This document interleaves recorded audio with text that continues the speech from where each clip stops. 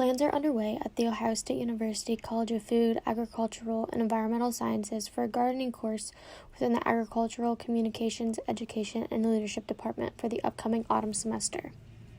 A class like this can't be taught outside. The class will use the Coons-Brundage Franklin County Extension Building located in the Waterman Agricultural and Natural Resources Laboratory as its home base of discovery.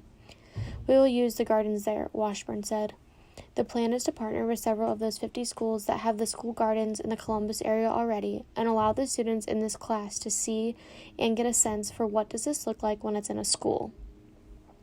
Students in the course will plant a couple of different vegetables to compare how they grow under different conditions and what will be best to plant in a school garden.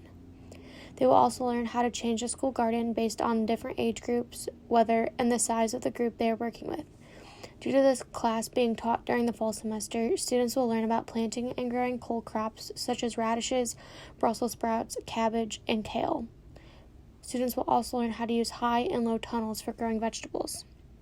Throughout the course, students will be placed in different learning environments such as OSU Franklin County Extension teaching gardens, field trips, and a field experience with Columbus City schools.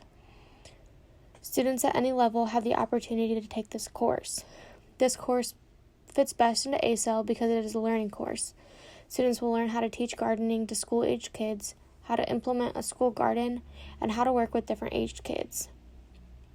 It also best fits into ACEL because the department is passionate about finding different ways to help people better understand where their food comes from.